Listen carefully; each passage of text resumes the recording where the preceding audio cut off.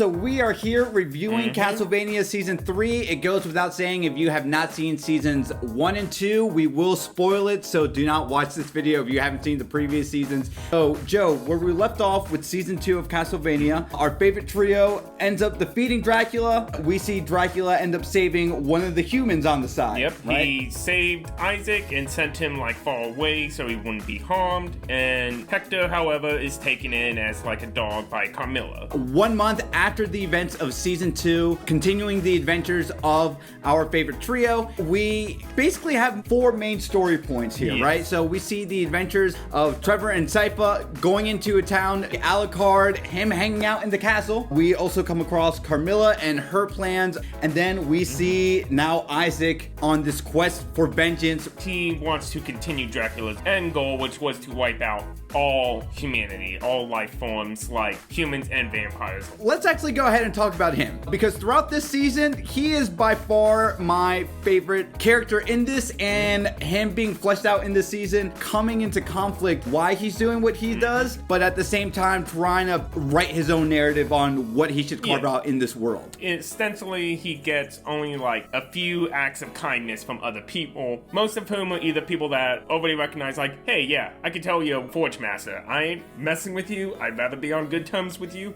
And then just one pirate, only known as the captain, how he's like, yeah, you seem like a cool guy. I want to find out more about you. Quickly, I just want to talk about this captain. He must be one of the bravest people I have ever encountered, because there's no way in hell you're going to see a forge master with a bunch of demons and say, hey, you know what? As long as you give me money, I don't discriminate.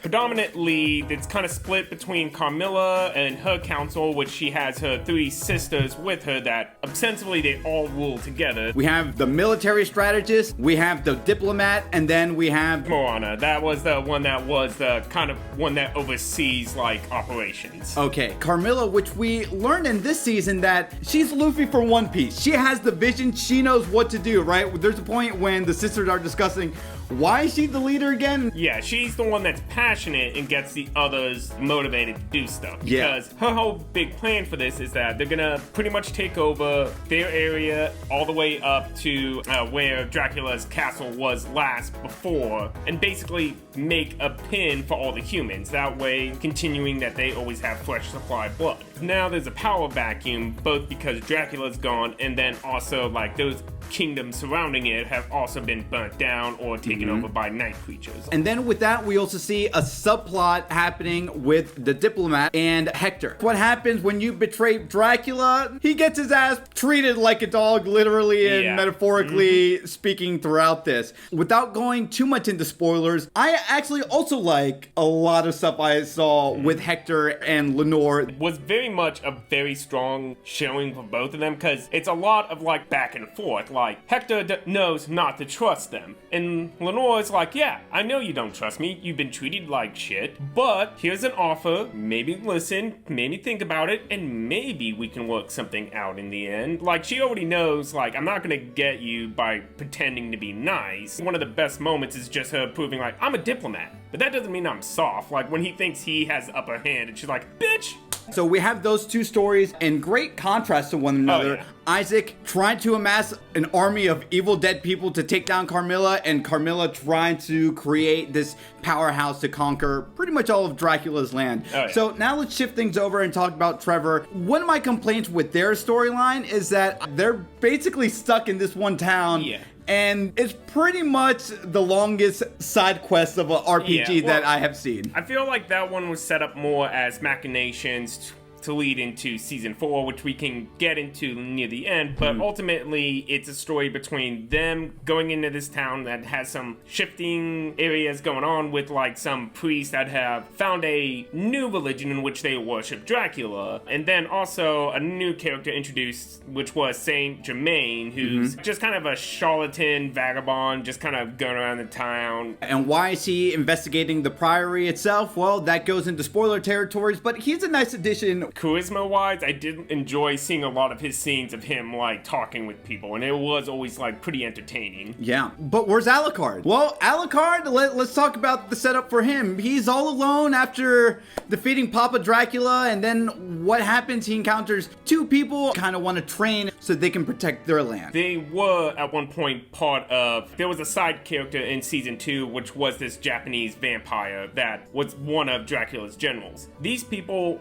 were under her, like, just as, like, playthings. She had them, like, watch as she just killed people just for her own amusement and entertainment. They, now that she's gone, they want to rise up and, like, stop their oppression. So they go to Alucard in order to learn what they can do to take on vampires. I just felt like they didn't know what to do with Alucard. Yeah. And I think that's what kind of left me hurt with the storyline. I can see that. And now that we have our 4 main plot lines discussed, let's go ahead and talk about our pros and cons with each of them. I want to start off by getting into Carmilla and her sisters. The premise right away is Dracula has a lot of land. Let's go ahead and conquer it. Ladies, what do you want to do? And they're all different and unique. And I like the character designs and I like their personalities.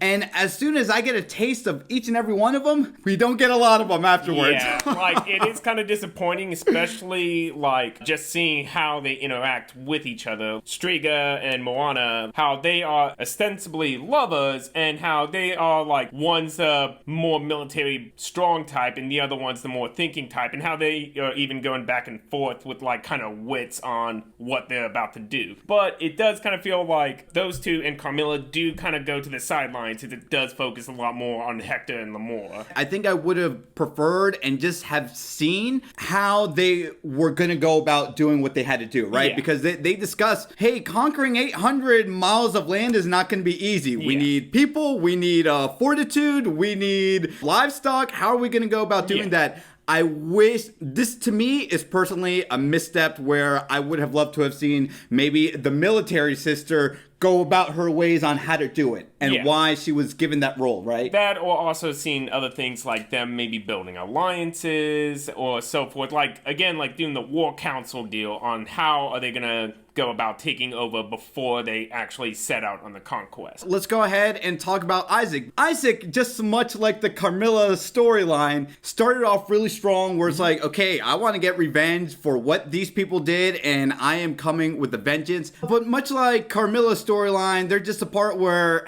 Isaac gets sidetracked. They put him up against an opposing force, and it's to give way for what leads into season 4, but it just kind of felt a little tacked on and last minute since they established it in episode 8, and then we see the results in episode 9. Trevor and his plot line, I wasn't too crazy about this either. So I know a lot of people probably might even have the reverse of what we personally thought. I think it might be some of their favorite storylines because they are the characters that we have known to come across with the prior 2 seasons. I just wasn't too crazy about it. I think ultimately, kind of the problem with the season overall was that since it was divided so much, it did make things seem a lot slower, but I understand what they were doing because that episode 9 where everything culminates in all of the stories, that's why I could see like, okay, this is why they split up so many of the stories in each episode. Yeah, and believe me, towards the end, just like any other series, we're gonna get a huge climactic battle, and believe me, we got more than 1 or 2 climaxes in this. Like, point of order, I think episode 9 should have just been called the episode where everyone gets fucked.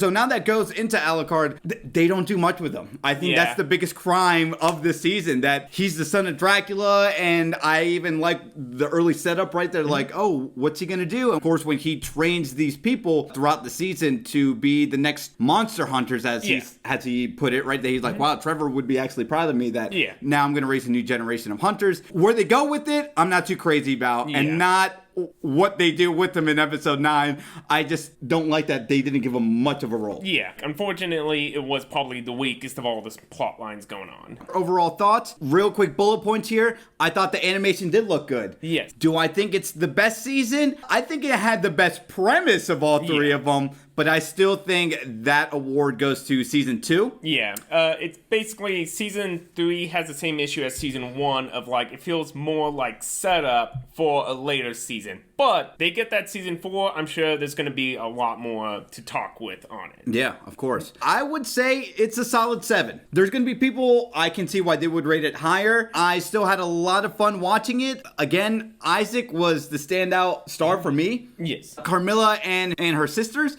were also very standout characters for me. I just wish they did much more with them. Yeah, I would say I'd give it an 8 out of 10, but it's also just kind of riding the line on I can see where they're actually going with this. Like, it does feel like a lot of setup. It does kind of drag a little bit, but that's, again, because the episodes are kind of all scattered. But ultimately, I feel like there's a lot of good in here. It just is a little unfocused in areas. But ultimately, I do like where it was going with a lot of it. Okay, yeah, so that was our overall thoughts of Castlevania Season 3. Did you guys see it? Let me know in the comments down below. Don't forget to like this video, subscribe to my channel for more anime content. Joe, where can they find you? You can find me on Twitter and Instagram at InfinityJoe_art. My name is DJ Milez, and as I always say, to be continued, take care.